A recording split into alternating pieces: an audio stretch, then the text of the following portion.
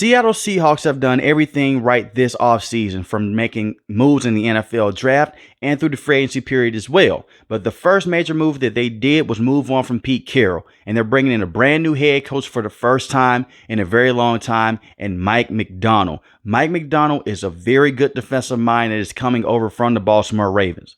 And when you look at Mike Macdonald, what he has been able to do in the NFL is transform defenses to being some of the best defenses in the NFL. He was the former defensive coordinator for the Baltimore Ravens, to where they just had the best defense in the NFL. And he's a former Michigan defensive coordinator as well when he was in college. This is a guy that's going to come in and transform this defense overnight. That's the type of ability that he has from the coaching standpoint. And the reason why they moved on from Pete Carroll is not because he was a terrible head coach. Pete Carroll still had more juice left in the tank. But the problem was this with Pete Carroll. He failed to adapt to the brand new systems of the NFL in today's game.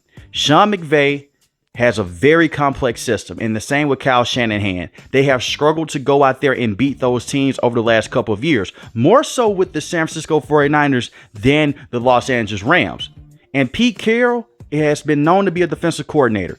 Even back in 2015 and 16, when they had the Legion of Boom, some things are still off with the defense from that point forward. You see, they did not go out there and adjust their defenses. They were just better than everyone else that they went against. And not saying that the defensive system didn't work then, because it definitely did work. Richard Sherman was one of the best corners in the NFL. You had Earl Thomas. You had Cam Chancellor as well. And Pete Carroll went out there and developed those guys. They just won off of physicality and pure intensity. And he was trying to run the same system in today's NFL. It just did not work out. But bringing over Mike Macdonald, he's going to give you different looks. And it starts with the defensive pressure up front. I'm not worried about the offense with the Seattle Seahawks, and we'll talk about them in just a couple of minutes. When I look at this defense has been terrible over the last couple of years. They haven't been able to stop the run, and they haven't been able to stop the pass either. And they have good talent in the secondary. Now, they moved off Jamal Adams and Quandre Diggs, two great moves for the Seattle Seahawks. Jamal Adams couldn't cover anyone, and Quandre Diggs struggled as well.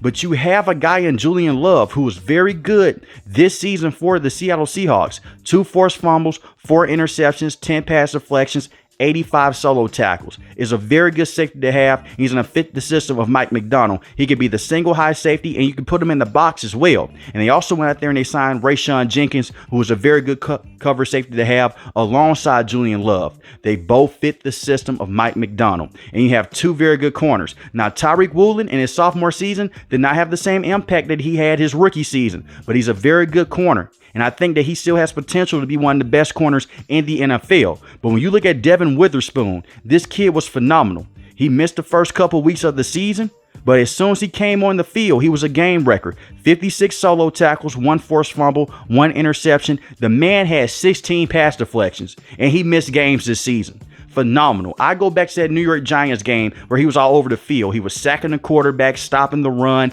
getting interceptions, getting pick sixes. He is phenomenal. You can say that he's a true number 1 corner, but don't sleep on Tyreek Woolen. So you have 2 very good cornerbacks, and the safety room looks better as well.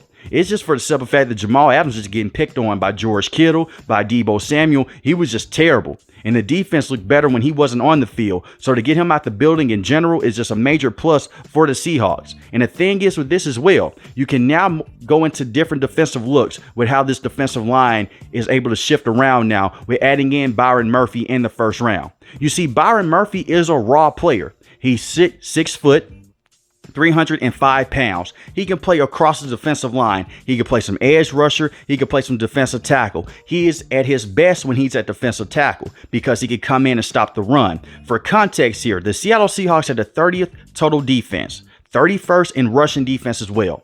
They have been able to stop the run. So getting a big guy like this that can get a push up front and stop the run, that's amazing. But not only do you have him, you have Jaron Reed, who has 7 sacks on the season, and he can go out there and stop the run as well. And you bring back Leonard Williams. They traded Leonard Williams to the New York Giants, but he wanted to come back to Seattle. Now you have 3 very good versatile defensive linemen that can play across the defensive line. Now, they're not edge rushers per se, but you have your Uchenna Nwosu and Darrell Taylor who can come off the edge and give you very good production and give you very good pass rush. And the same with Draymond Jones as well. But having those big three, that's a major plus for the Seahawks. It was too many times this season to where the San Francisco 49ers just bulldozed past the defensive line. They're already 5 to 6 yards down the field. And they're already in the face of Jordan Brooks and Bobby Wagner. That's not fair to those linebackers. So they went out there and they got bigger on the defensive line. If you can just knock the running back 2 to 3 yards, just meet them at the line of scrimmage, it gives the linebackers an opportunity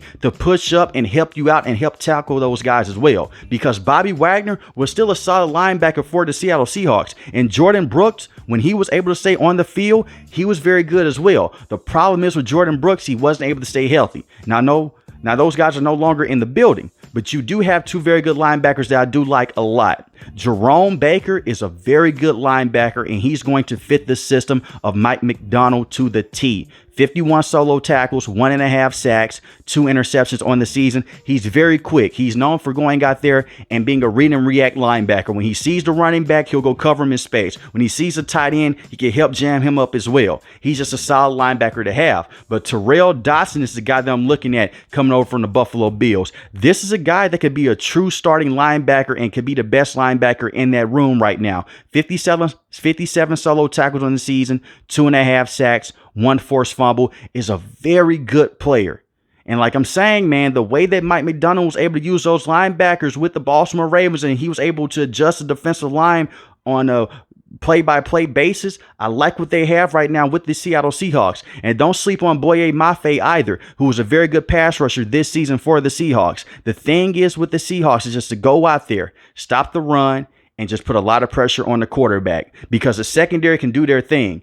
Despite the fact they had the 31st rushing defense, they were 20th in passing defense. And they looked solid when they were able to go out there and stay fully healthy and when Jamal Adams was not on the field. And Boye Mafe led this team in sacks. He had 9 sacks on the season. And Uchenna Nwosu missed a good portion of the season dealing with a torn pec. You bring him back into the fold. Just a season ago, he had 9.5 sacks. And the same with Darrell Taylor. So now you have a good rotation of players on the defensive line at the edge rushing spots that can come in and they can stop guys like Brock Purdy and Matthew Stafford. I'm not saying that the Seattle Seahawks are going to go out there and make the NFC Championship or possibly go out there and try to make a Super Bowl push, but they're going to be a hard team to beat. They've went 9-8 over the last 2 years, back to back, with horrible defenses. I find it hard to believe with the moves that they've made in free agency and through the NFL draft that their defense won't be better for this upcoming season. Now let's talk about their offense, because Geno Smith has been balling the last 2 years. Now this season,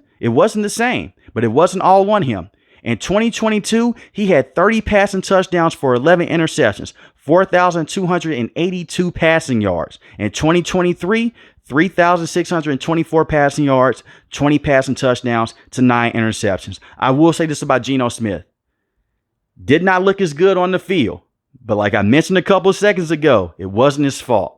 First of all, this defense is terrible. They had to go out there and win shootouts. The fact that they won 9 games this season is how good Geno Smith has been over the last couple of years. But his offensive line was decimated. When they first went against the Los Angeles Rams, both their tackles went down, Charles Cross and Abraham Lucas.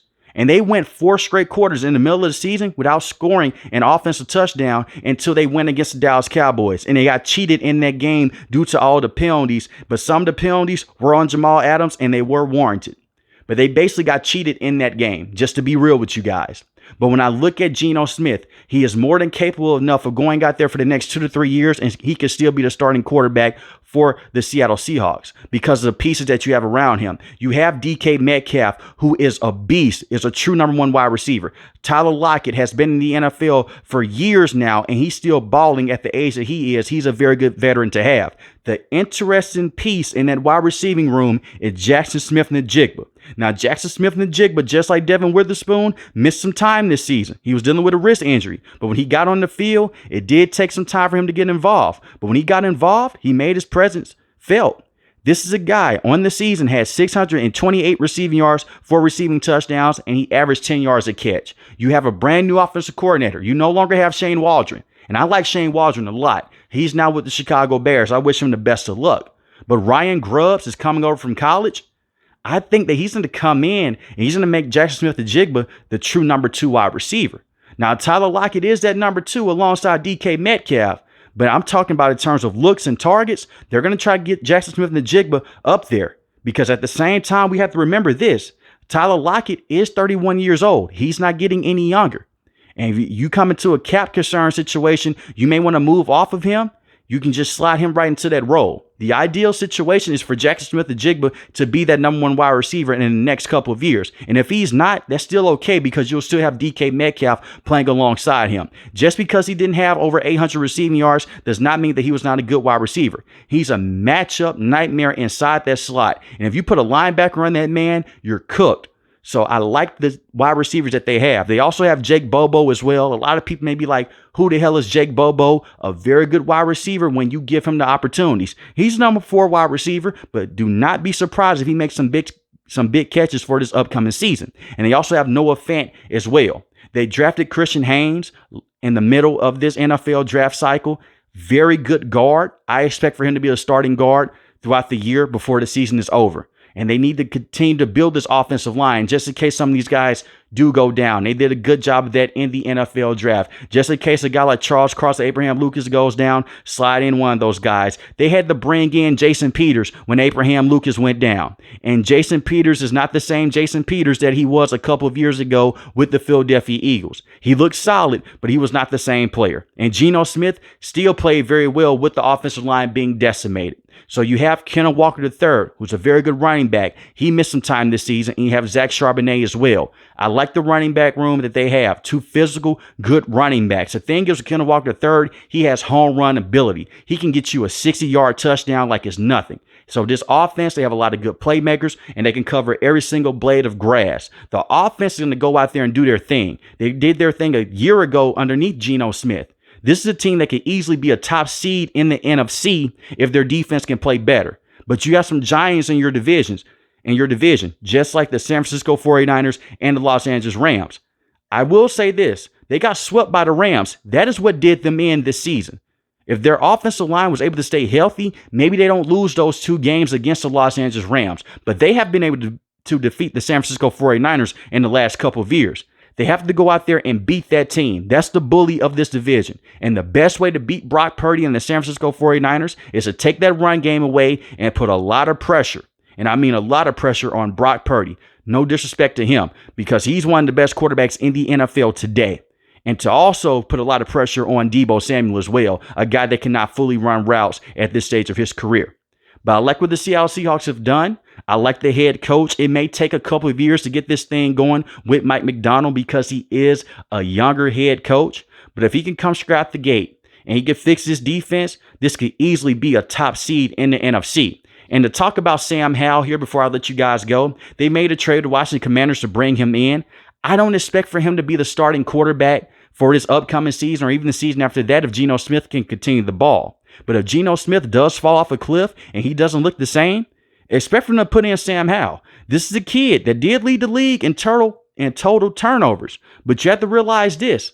He was the most sacked and most pressured quarterback in the NFL, and he's in a better situation with the Seahawks. Long term, he could be the franchise quarterback with the Seahawks, but right now, Geno Smith is holding it down, and I expect for the Seattle Seahawks to be a playoff team coming out of that division, especially if they can stop the run game of the San Francisco 49ers, the Los Angeles Rams, and the Arizona Cardinals. But let me know in the comment section below, how do you guys feel about the Seattle Seahawks, and did they make the right decision by moving off of Pete Carroll and getting Mike Macdonald? If you're new to the channel, hit the subscribe button. If you like the video, hit the like button. Most importantly, want each and every last one of you guys stay safe, stay positive.